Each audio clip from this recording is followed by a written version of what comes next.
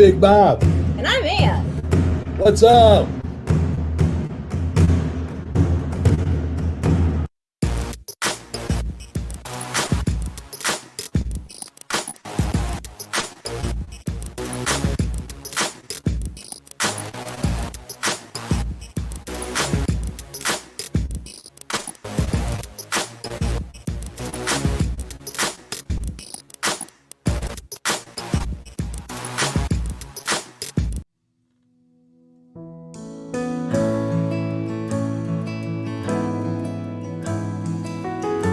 What's up, Big Bob? Ann Butinas is not here. Usually she'd say, "What's up, Ann?" But she's taken a sick day or a work day, or she's not here anyways. But we have My dear friend. my dear friend. Give me some. Yes, sir. Yes, sir. I love you, I love you too. Bishop. Yeah, Pastor Houpe is good enough. Steve Houpe.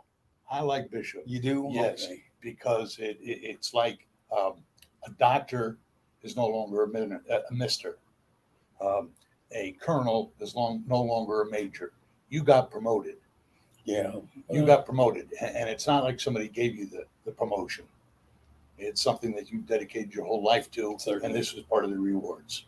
Well, there were a lot of folk around the country, great leaders, in fact, who kind of insisted upon it, and I finally yielded to it and received the honor. But I'm grateful. But I like just Pastor Steve. That's good for me. You know, when because I was at the ceremony when you went from pastor to bishop. Yes, sir. And all the people in your sphere were going, "Well, Pat," and I said, "You can't say pastor anymore. Now it's bishop." Yes, sir. Yes, sir. It Yes, sir. is, right? Yes, sir. I'm so proud of you. You Thank you. accomplished so much, Thank you. and nothing was given to you. You can say God, you can say divine intervention, but you did not start out on a clear, beautiful, wonderful path to success. Tell me about your beginnings. Well, yeah, you and I have talked. We've been friends now, what, about 32 years or more? More. And my beginnings, I was raised by my father. And it was just he and I was raised in a house with no running water ever. Really? Never had electricity. Outhouse? Raised on an outhouse and cut wood, gathered kindling. In the United States? In the United States. No running water in the United States. What was this? Outhouse? Wasn't was it this down 150 south? years ago? No. Just not many years ago at all. But by the way, I just got invited to his 70th birthday party that's taking place in about 6 weeks. Yes, sir. In a few more days, can you believe it? I'll be 70 years old.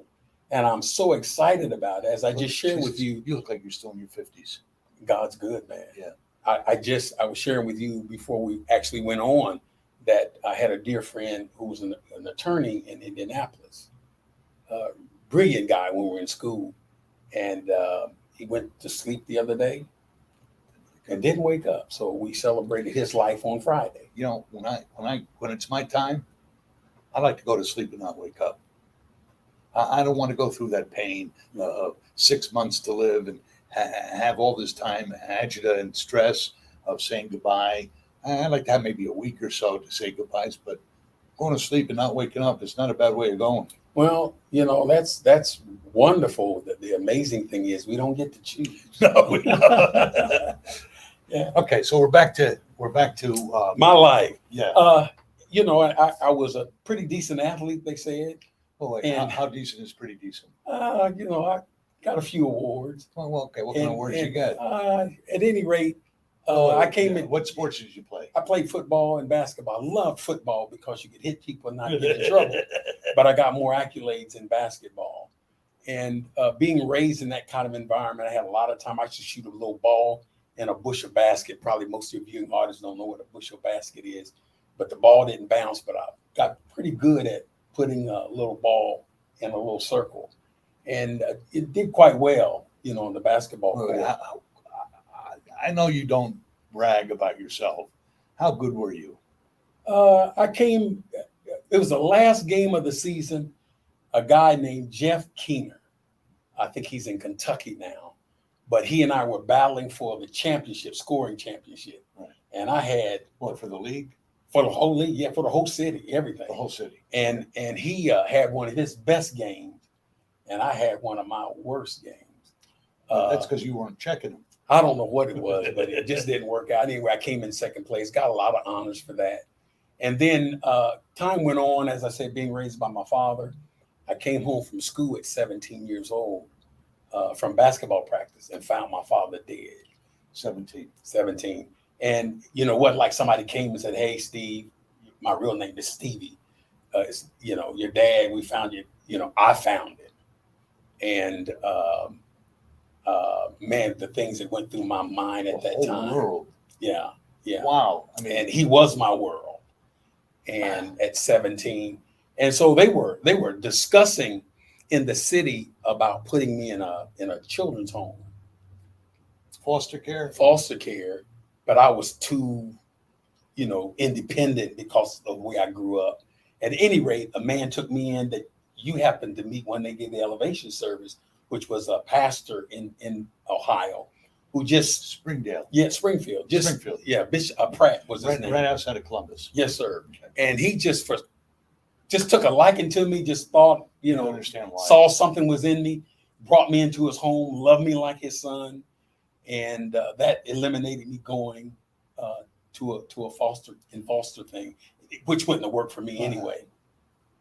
How challenging were you in your teenage years? Were you a problem child? No, sir. You never got on the wrong side? No, sir. All right. And that had to do with the way my father raised me. Always raised me to respect people, to be honorable, don't steal. I'm not saying I didn't borrow things, but he did teach me, not to borrow things.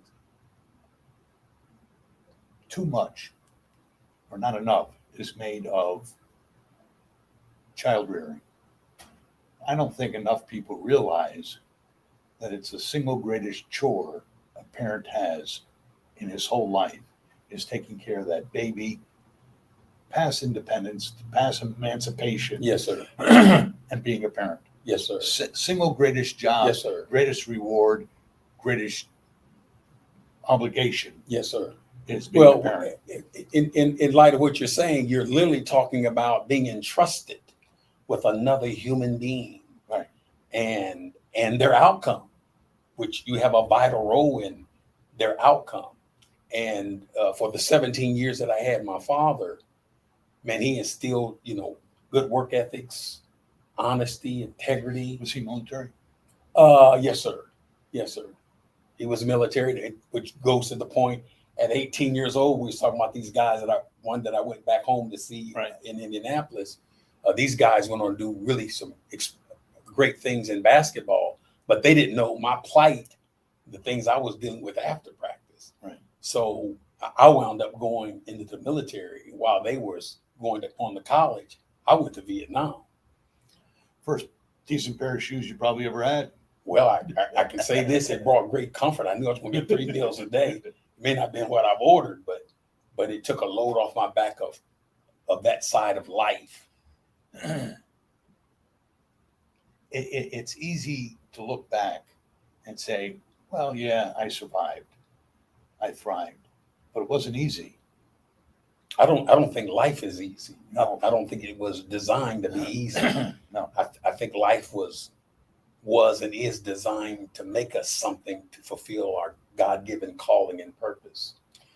To that, my new passion is being the best you. And it's a foundation that Brenda has set up, and it has four pillars.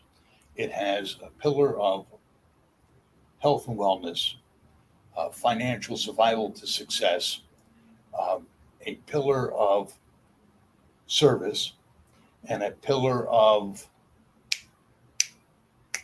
It'll come to you. what am I missing? Financial health and wellness, Financial health, spiritual, emotional, service. spiritual and emotional, right? And it's supposed to be easier. And what you have done with your life is you're doing the same thing that Brenda's trying to do, is help people elevate their lives. And you've done it not just emotional and spiritual through your church, but the education and the school. Let's talk a little bit more about We'll get it all around. We'll get it all out. You go in the military. You're in Vietnam. Yes. Did you shoot somebody? I did some things. I don't really know who I hit or didn't hit. But we can't talk about it. No, sir. And nor should we. And I did my duty, and I'm grateful to God that I was able to come back. And when I say come back, I'm not talking about just physically, but to have a measure of mental capacity. A lot of people didn't come coming back. A lot of people didn't come back healthy. I'm really grateful. I was evaluated by a doctor. She's out of Atlanta now. She did a lot of work for the auto industry because of the stress sometimes the employees get involved in on the assembly line and stuff. And she made a comment one day. She said, "You're the most," what did she say? You're the healthiest whole. She said, "You're the healthiest, one of the most whole, complete people I've ever encountered in my counseling that had been to Vietnam." Right. In return. When did you find God? I found God at an early age in my life. I mean, like I said, growing up like I did, my dad always made me go to church. He didn't go, right, but he made me go. So at an early age, and I don't get in an argument or a debate about with anybody, but living in that shack, and I say shack because when it rained, I put cans out, slop jars out. Sometimes my dad would be gone 2 or 3 days at a time. I didn't know where he was at. I'm 5 years old, 6, 7, 8, 9, 10 years old. And so I learned how to talk to God. And sometimes, particularly like today, it's so hot outside. And when you talk about no electricity, air conditioning is not an option. I can't imagine. Yeah. So, you can't imagine. And I'm thinking about it as we're talking. And sometimes people hear my story and they think it's unbelievable. But when you're in it, you didn't know you're. I didn't know. I didn't know. You didn't know you were poor. I didn't know not taking a bath. Every when I take a bath, maybe sometime once every month and a half or 2 months or whatever, and then washing in the morning, going to school every day with the same water. Taking I don't know if you know anything about Joe bacon and all the grease that you get from it. And back in those days, people put the grease in the can, right? And then you get a little bit out, and rub it on your hand, melt it, put it on your face and all that, and go to school shining. And a day like today, man, you cooking in the classroom. The kids would make fun. I went through all of that, but all of that made me. All of that made me who I am today. Did you ever feel sorry for yourself back then? I didn't know to feel sorry. Right. Yeah, I didn't know. I mean, you might feel sorry for yourself today. Yeah, I did. Back then, you didn't know any better. Yeah, I didn't know to feel sorry. And my wife, who's a Jew educator for over 40-something years, got her undergrad at Southern University, got her master's at Louisiana State, got her doctorate a couple years ago in education.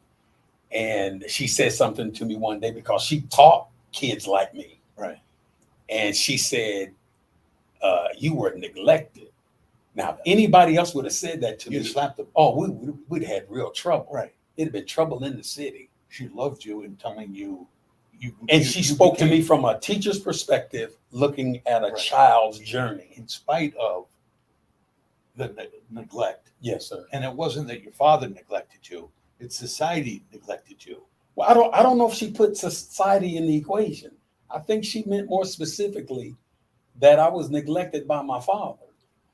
And though he gave me a whole lot of things, there was a lot of things that she felt that I should have had. Was he that capable of giving more? I don't think he was capable. He only had a 3rd grade education. My dad couldn't read. I think he couldn't best write. He could do.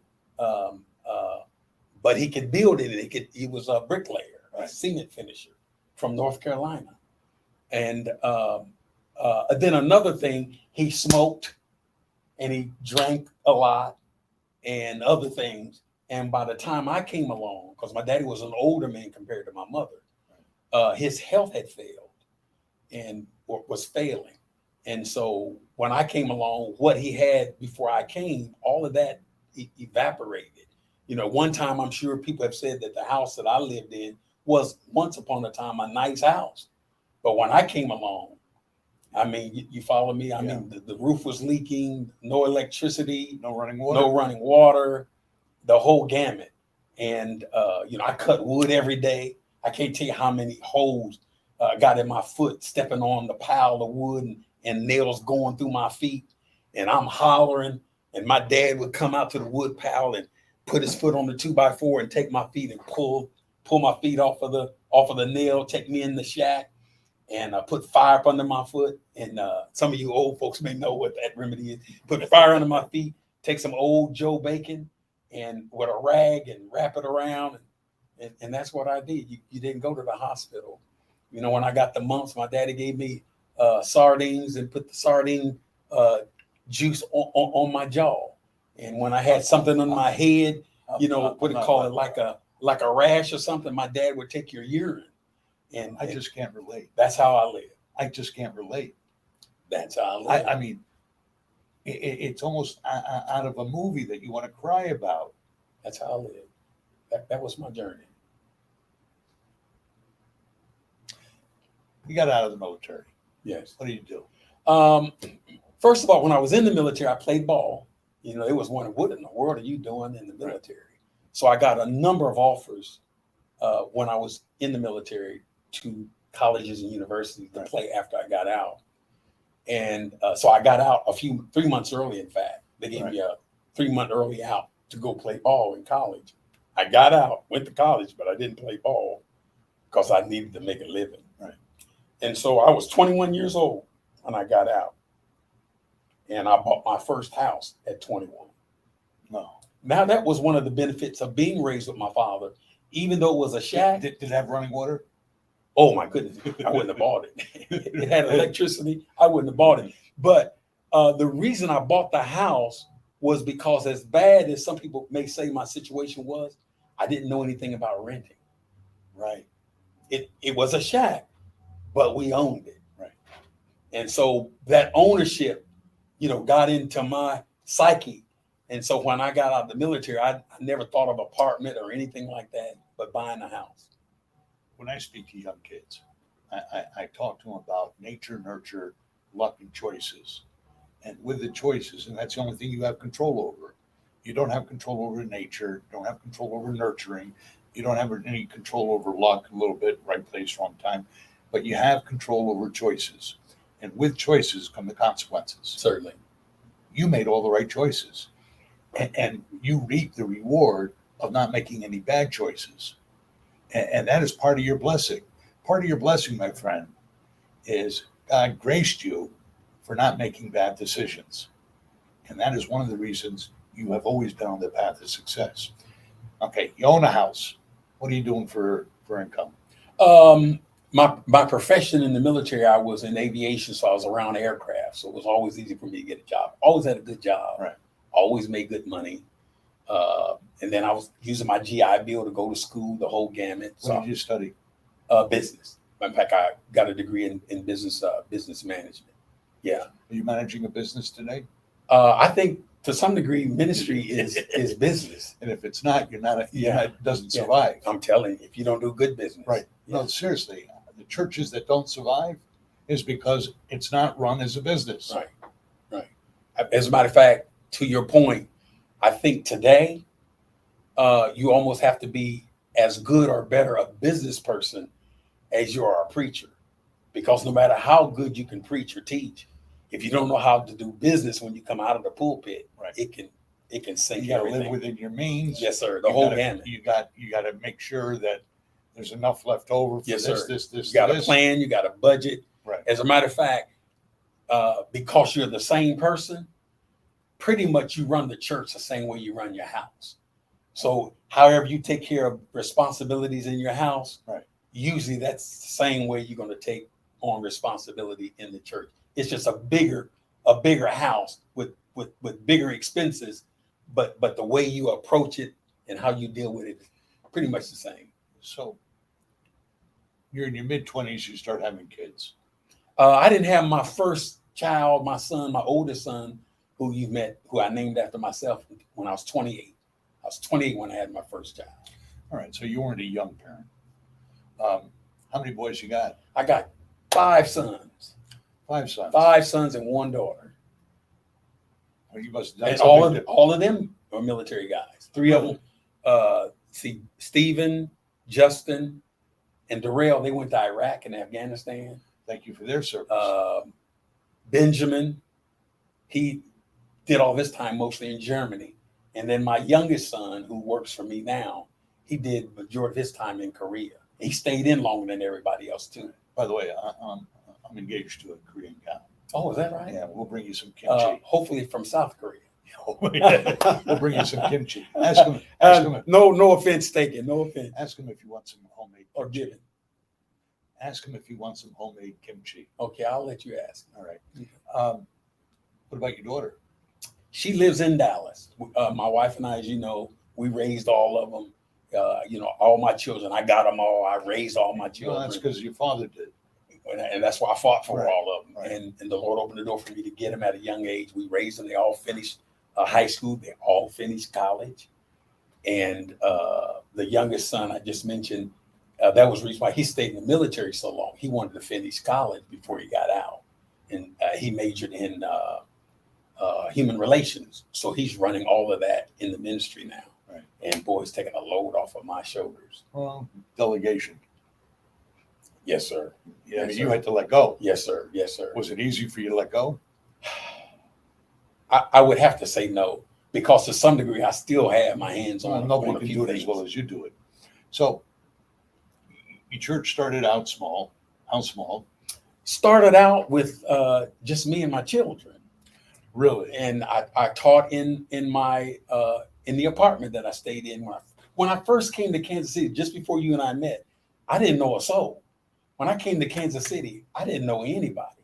Had never been to Kansas City. Right. I came thinking I had a job because I was in aviation with Eastern Airlines. Okay. Before I could get from Tulsa after finishing Bible college, Eastern Airlines filed bankruptcy, folded, left Kansas City. But I'd already had the assignment to come to Kansas Right. City. And so I came anyway. And it was a difficult journey. I held a couple of meetings in Ramada Inn. They're no longer here anymore. Right. And then I went to a corporate office. I held the services there. They were charging me $10 an hour. And I made sure the service didn't last but an hour. And then we moved to Adams Mark Hotel. And then the fire marshal was asking us to get out because, telling the hotel, not us directly, but the hotel that they can't hold services in Adams Mark because we had more people in the hallway than we had in the actual room. They were just coming You had from a big everywhere. congregation then. When I say it was more in the hallway, the room probably wouldn't hold but 50 people, but it was still a Well, fire wait a second. hazard. I didn't think your congregation that big when we met. When you and I met, we were probably running 90 folk when we 90 first met. When we 90 first met, people. when we moved in next door to you, and I started cutting our grass and your grass. You remember that? Yeah, thank you very much. Yes, sir. So how big is the church now? We have several thousand now Families or members? members. Several thousand. How big was it before pandemic? Was it a lot bigger? It was bigger in a sense before the pandemic. It's kind of being redefined now because we now have more e-church, people who stream our services as a result of the pandemic Okay. that perhaps we didn't have before. So you moved from location next to us. We moved from Adams Mark to you Right. and from you to Raytown. Right. And then you moved From Raytown, we purchased that mall. It was one of the first churches in the country, perhaps, to purchase a mall. How big is the mall? It was over 10 acres under one roof. That's not counting the 8 theaters nor the gymnasium. And then we own all the land that's around. Is it 250,000 square feet? Over. Over 250,000 Yes, square sir. feet. Yeah, combined. Yes, sir. Wow. Right. And then, we bought a campsite out by the airport, 100 acres with a cabin and all that on it. Then we have a church in St. Joe's, Missouri, and we have a church in Topeka, Kansas. What else you got? We own a bunch of land on I-435. I want to know. I don't want to know the monetary stuff. You also built a retirement We center. built for senior citizens. Yes, sir. Okay. You have a school. We have a Christian school that's going into its 32nd year this year. How big is the school? This year, I think they're running around 200 and some students. 200 kids. What is the unique proposition of your school versus other private schools? I think I know the God factor that we don't compromise on, and then our school, the whole thrust of our school is raising up leaders. As you know, the years we've been around each other, I'm real strong on empowerment, economic empowerment. Give me an example. When I say economic empowerment, I'm not talking about motivation. Motivation and economic or empowerment are two different things. You're teaching them skills, We're exposing them. the skills. Yes, sir. And they're getting the motivation by osmosis. Just by being there, you think they're going to pick up motivation? Well, you've been there, I have. and so I'm under the belief that just being in a place like that and staying committed to excellence, particularly for young folk of color, who perhaps will never, or certainly at that point in their lives, have never encountered something of that magnitude that a person of color has jurisdiction over. So I think that is planting a seed. I think the capacity of the facility. All right. I think that plants bigness in their hearts, and then we are constantly teaching them and encouraging them that there's nothing that they can't do if they trust God. K through 8. K through 8th grade. What happens to them after 8th grade? After 8th grade, some of them go on to some of the Christian schools in the community, high schools. Some go into other schools around the city, public schools. You lose touch. No, sir. We always stay in touch with them. Do most of them come Sundays? Let me put it, they don't always come on Sundays when they finally go to high school. Right. But usually after they go to college and kind of experience life a little bit, they return back to You the got a lot of ministry. second generation legacy Yes, kids. sir. Yes, sir. That's So a real kid, joy. A kid comes there for 6, 7, 8 years, goes his own way, but when it's his turn to become a parent, he says, "Might have been harsh, but man, did I learn a lot?" Right. And I'm proud to be able to send my kids Yes, sir. there. And I can't tell you the joy that I get Oh, when I'm looking down the hallway and I see that second getting ready to go to the third generation of kids in the school. That's a real joy. might be your greatest accomplishment. Might be your single greatest legacy and accomplishment is that generational commitment, not to you, but to the way of life that you have created for them. Yes, sir. That is huge. Well, thank you for that. That is huge. I mean, it's not about money. It's not about real estate. It's our legacy is what have we done? What service? Right. have Who we did provided? you help? Who did you help? Right. Yeah. And I got to believe you help a lot of people on Sundays. I really do. I think you're a powerful orator. I think you're passionate, and I think your message is unbelievably touching and motivating. That's a small fraction of what you've done. Without the school, your legacy would be bullshit. I'm telling you this as a friend. It would be like everybody else who ever ran a church Yes, sir. and Okay. never gave back. Wow. Okay. And never gave back to the community what they've been graced with. You have given back to the community more than you've taken out, Well, which is unusual for a pastor, bishop, head of a church to give back more than he takes. Well, I think this is just my perspective. I believe ministry is birthed out of your journey in life. And so my life was, I didn't experience very often Christmas. I didn't get anything. I was hungry a lot.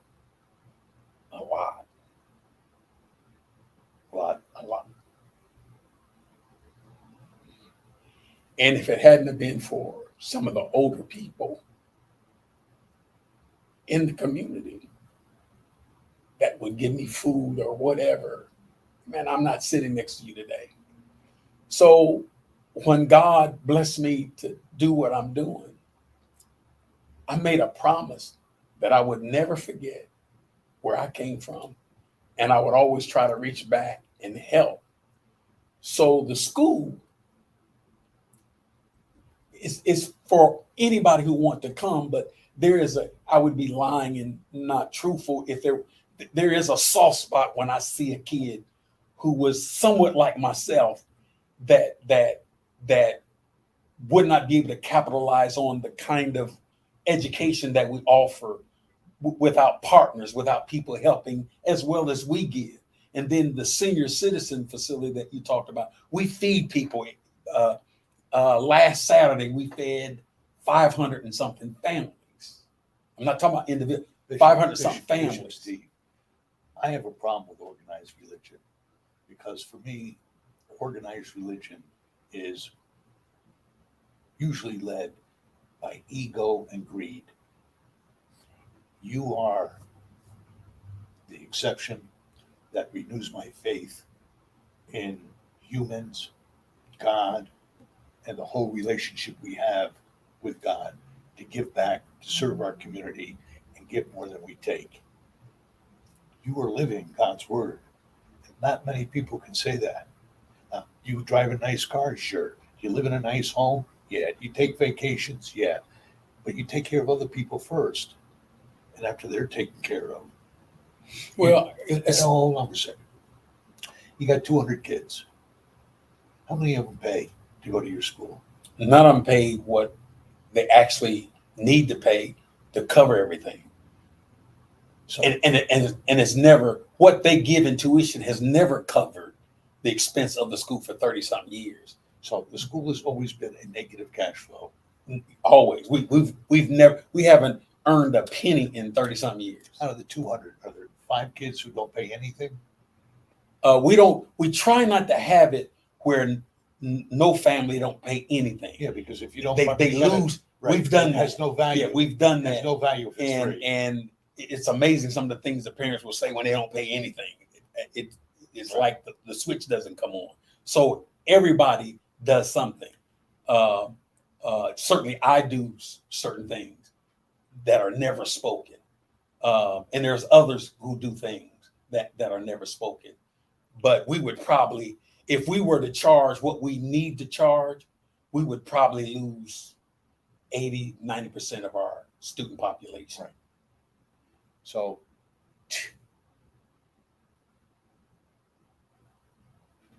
how often do you think about the journey?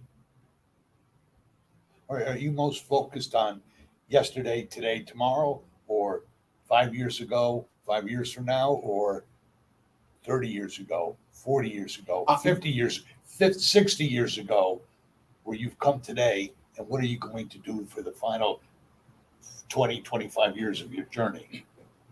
To your question, the answer to your question, my greatest focus, and this is the God's truth, because I was doing something today in a certain place at the church before I came to see you. My greatest focus is what is it that I need to do that will make the greatest impact in the next 5 years? You want me to tell you the answer?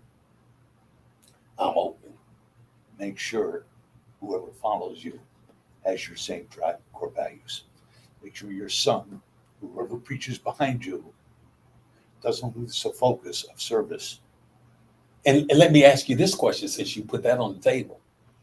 That's a real challenge. Yeah. Because our children, who we would love to take our place, but a lot of times they don't have the motor that we have because it was our journey that created the motor. Doesn't have to be your child, right? And what I've told my sons is, when your uncle and I retire, die, pass on, if you don't feel you have the motor to run the business, hire someone. Hire someone to manage you. Hire someone to lead you. You can make the big dollars as the owner, but hire someone to do the job that you can't do. Well, I think Because the church functions a little different than that. Even though it does have a business side, I believe with all of my heart that when it comes to the church, that's a God-appointed thing. And though I have latitude to make a lot of decisions, that decision, I believe, is totally up to God, which just simply means that just because it's a biological son, that doesn't mean that they're He's the ones entitled to take my place. Right.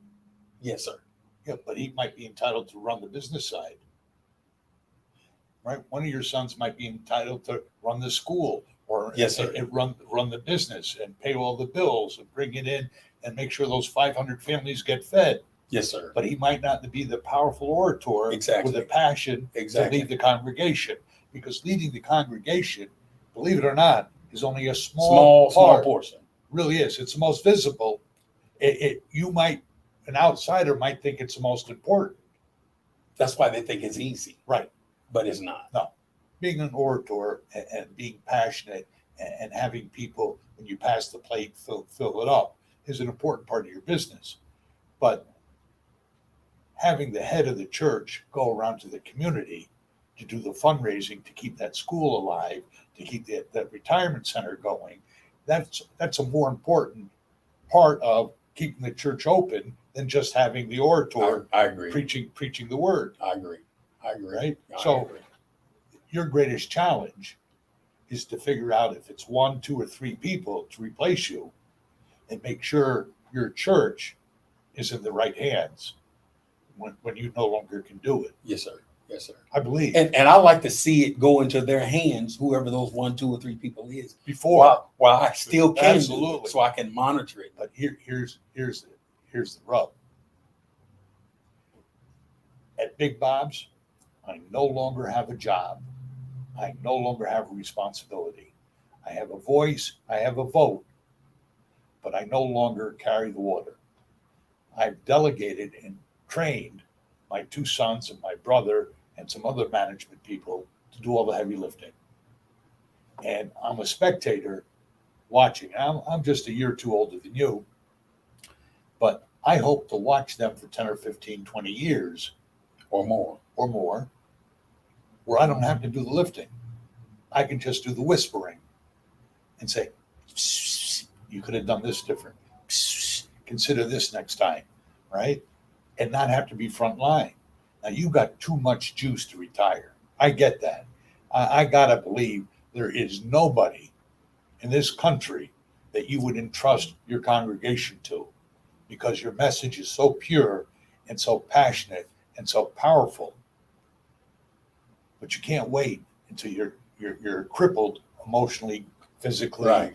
Whatever, and you're only a shadow of yourself Right. before you find somebody else to hand it off to. That's not good. That's not. Well, I'm sitting here enjoying you. Almost feel like I'm in a Godfather session. Wait a second. Who am I? Who are you? You're the Godfather. No. Yeah, you talking to Mike. Right. Yeah. But anyways, I am one of your biggest fans, because very, very few people have taken no opportunity and been so successful on and off the playing field, on and off the business, family, and the peace they've made with their creator. What you've done is just so spectacular. I don't know why you are not a national treasure, because your passion is so much bigger than just a small congregation, a couple thousand people. I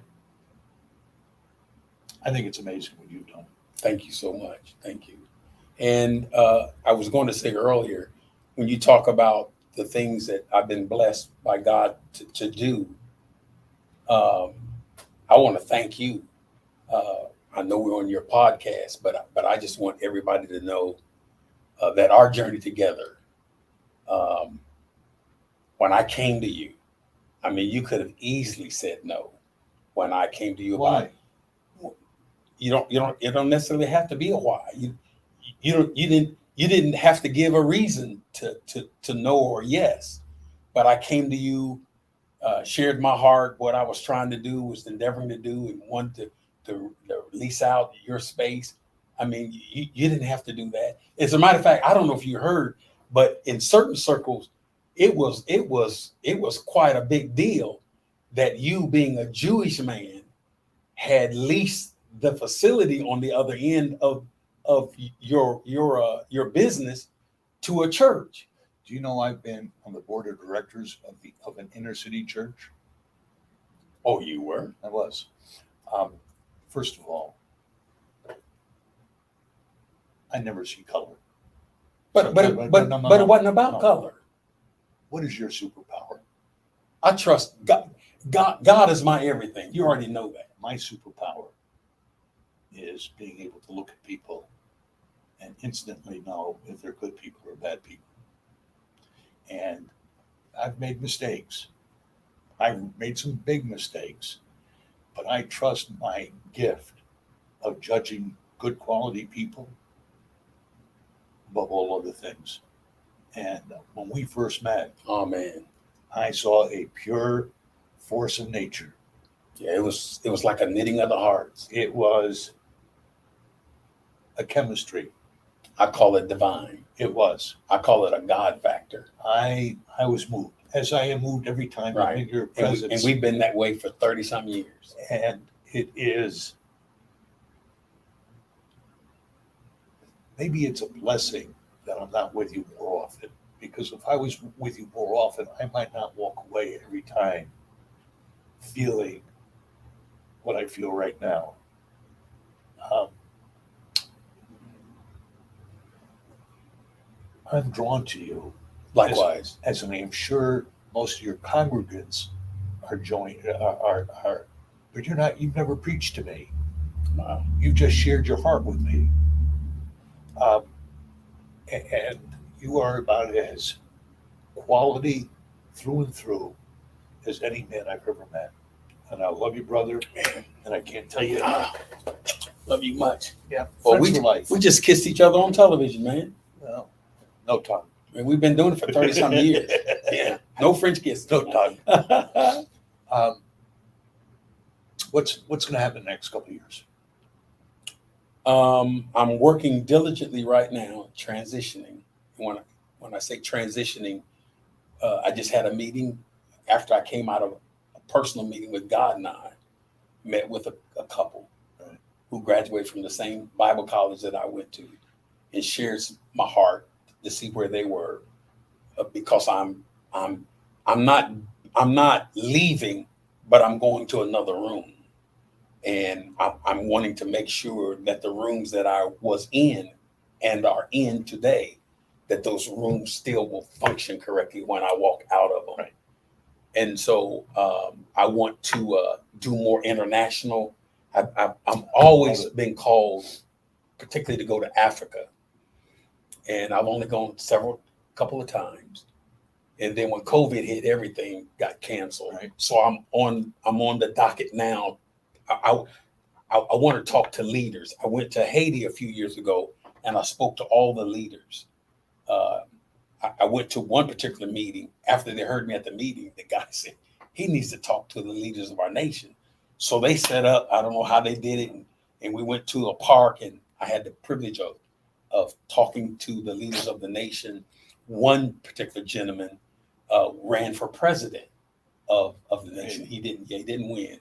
And they got some real issues down there today. Haiti is Yeah, it's no place. joke. It's no joke. But it's no place to go if you're playing games. That's not the place you go Right. to play games. You have to be the real deal to go to Haiti, Right. or they got something for you. Right. But I have a dear friend that's still there, and we support him. And I have a real heart for Haiti. It's the poorest nation in the Western Hemisphere. Right. By far. And it's all about politics. Really.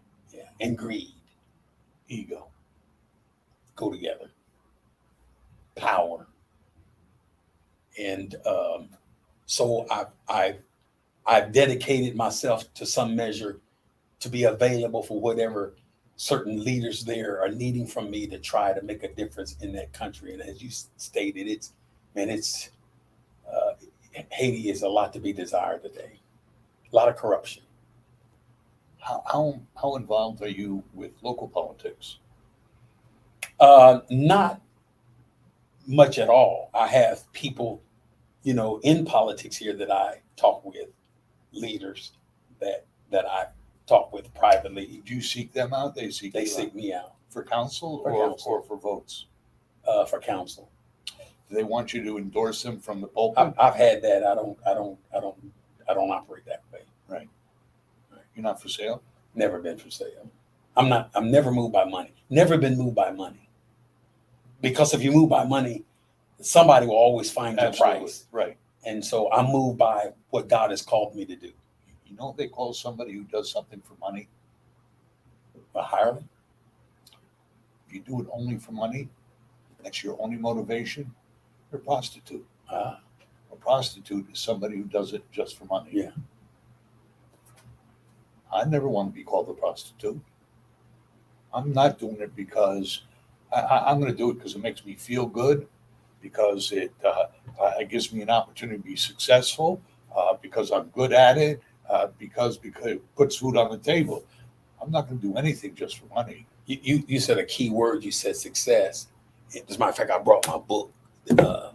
It's called Success Through Meditation. All right. And success. Did you write this? Yes, I wrote this. I'll give you, if you give me your book, I'll give you my book. I have your book. Did you read it? You know I read it. I know you read it. But I still want another one. All right. Okay, so we'll exchange.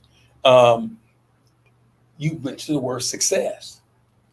And I believe, my position, success only comes for you to help other people to be successful.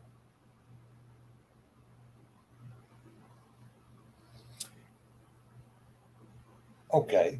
I understand. For me, I think we're blessed to be a blessing. right. No. Not everybody who's successful is in a position to give back. I think success is peace, finding peace from within. If you wake up every morning and you don't feel the drive, I need more, I need better, where you feel content with your life, I have what I need. Mm-hmm. I want more, I'm willing to work more, but I don't need more. Right? You have all your needs and you're good with that. I think that's what success might be, being content with what you have. What do you think about this? Because some poor people are very successful. So let me put another definition. All right. Success is doing what you were birthed and born to do. Success is doing what God has placed you in this earth to accomplish. We all have gifts. We all have a gift. And I think success might be discovering your gift and then developing the tools that support your gift. I can. Because you might be a landscaper, and that's your gift. Well, you go out and become the best damn landscaper you can, and read books and practice and experiment and become the very best landscaper you can become. That's your gift. Yes. It doesn't have to be a brain surgeon. So do you believe fulfillment comes? Do you feel that it comes when you're doing what you were gifted and called to do? Or do you believe contentment comes from just doing anything? Well, it's funny you mentioned contentment and happiness. When you say happy, I'm thinking content. I'm content 95% of the time. I'm only happy a small percentage of the time. When I say happy, you're going ecstatic, right? How often in your life have you been ecstatic? Not very often. Half a dozen times. That's how many times in my life I've been truly happy. How often are you happy? The majority of the time. I'm content, the same percentage. It's semantics. So when you say success, there's a difference between content and success. For me, success isn't that easily to obtain. Contentment is very easy to obtain, just being content, right? Success, how many successful people do you know? Few, not the masses, but most people we know have a job, they're good at it, they make enough money to pay the insurance and the groceries, and they're content with life. They're not driven to be on the top of the mountain. When is enough enough? When is enough not enough? And that's a great question everybody has to ask, because how fast you need that motor to run, right? You got to know when is enough enough. Well, you've opened up another can, and that is what is success, and that definition of success can vary from person to person. Right. Because What is real success? when you were 12 years old, success was having something to eat, right? A bread sandwich without the peanut butter and jelly, that's fine, right? The noodles without the spaghetti sauce on top, that's fine. That's a successful meal. So everything has changed. Everything is variable. It's going to be different for everybody. Success, happiness, contentment, all these words have great meanings and not one definition. What do you think? I think you're correct. As I said, what is real success? Can you give it to me? And well, as I said earlier, I think real success, and I think when you find real success, I think contentment is in it, and that is, I am doing what I was born and called by God to do, and it brings fulfillment because I'm doing what God had called me to do. I'm at peace because I am doing. How many successful people are out there? Few? The many? I think the ones that are truly successful are those who are doing what they were birthed and called by God to do. Not many people find success then. Not many people find the success. And I would go on record to say, not many people then find true success. Right. I mean, you might be, by that definition, one of the very few people I've ever met in my life that are successful because you have answered the call of what you're best suited for and the service that goes along with it, the total picture of what you've done. I believe I'm called of God to do. And you have done it and succeeded at it. And you are successful by your definition. We know people, we know of examples of people who have boatloads of money. Right. Can, start a fire with money. Right. And miserable. Right. Want to commit suicide. Right. So true success, true happiness, true contentment can't be just in the money, or they would be the happiest people on the planet. Right. By the way, you know who says money can't buy happiness? Rich people.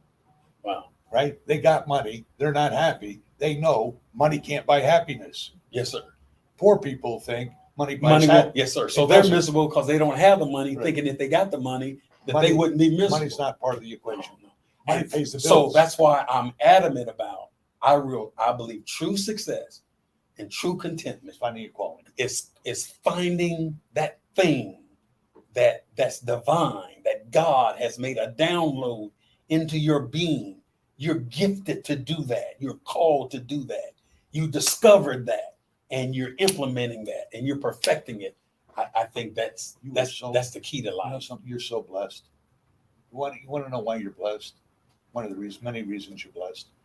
Every Sunday, you get to inspire and change people from the pulpit.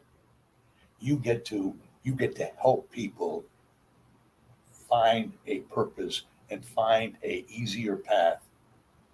You get to inspire them, motivate them, give them hope, all in the name of something that is pretty good, God, right? I consider you one of the luckiest guys I know. You have that outlet for your gift. Wow. Well, I said from the beginning of our talk today, or of our fellowship, I like to call it, is that because you're making reference to motivation, and I share with you that empowerment and motivation are not the same thing. No. Motivation is just it's inspiration, and if that's all you got, it's meaningless because it's just words. And you just it's like being high. When you come down, you got to face reality. Yeah.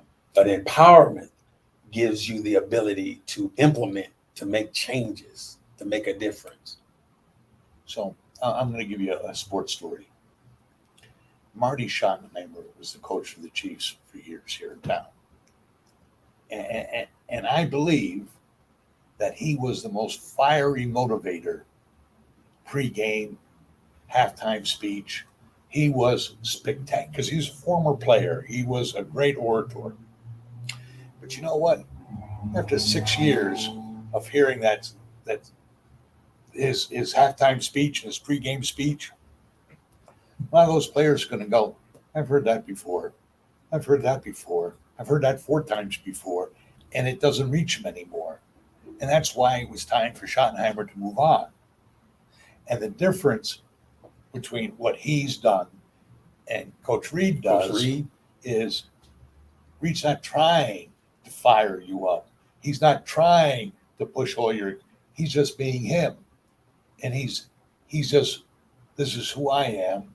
This is not who you have to be. And you have to be who you want to be, right? And I'm just here to help bring out the best of you. And I think I can listen to Reed motivate me for many more years than I could for Schottenheimer. Now, in the beginning, I was the type of athlete who loved to have I didn't need my back patted. I need my butt kicked. You're going to get the most out of me by telling me I can do better. Well, Reed does that in a better way than Schottenheimer did. And I think that's why Reed is a much more successful coach. And so your message from the pulpit, if it was getting tiresome, if it was the same old, people wouldn't keep coming back Sunday after Sunday after Sunday. And when the plate passed, they go, hey, I paid for that speech before. I don't have to pay. I've heard that sermon before. I don't have to pay another to hear the same sermon twice. And I think your passion is what keeps that congregation coming back every Sunday. wow. Because it's not the same old. Well, whatever it is, it comes from my heart, That's the passion. and it's what I live, and it's what I believe I was birthed into this earth to do is to help people and to make a difference. If I can help, I'm speaking from your pulpit, if I can help you find your special gift and help you motivate you to develop the skills that support your natural gift, I have done what God asked me to do. And that was help you find your gift and expand upon it to serve the community. And I think that's what perhaps have given me some measure of longevity. Yeah. Is helping people to discover that, empowering them to exercise their gifts. And as you know, we got people in our church that were been in prison, ex-junkies, welfare, et cetera, and they're some of the shakers in our city today. And I know it's directly linked to the Word of God and how the Word of God has empowered their lives and has painted a picture on the canvas of their imagination that they can be more than what they have already experienced.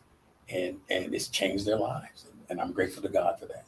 Your mission and Brenda's mission of being the best you aligned very, very closely. And I'm not going to quit my church and join your church. So I joined hers, which is non-determined, right? But boy, oh boy, what All right. what a great message and service, and what a unbelievable resource you are for our community. And likewise with yourself.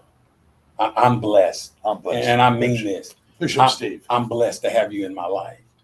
And you've deposited so many nuggets I live by Will today. you come back and do this again? You know I will. You and I, we have never said no to each other. Never. Ever. Never. We've made a covenant Right. that if you ever need me, I'll be there. But see, you never call unless you need me. Have you ever called and asked me? No, sir, don't play games. Because if you need me, I know you're coming. 100%. So I don't holler wolf when there's no wolf. Brother, thank you very much. Oh, I'm honored. Thank you very much. Thank you, ladies and gentlemen. I'm honored to be with my friend.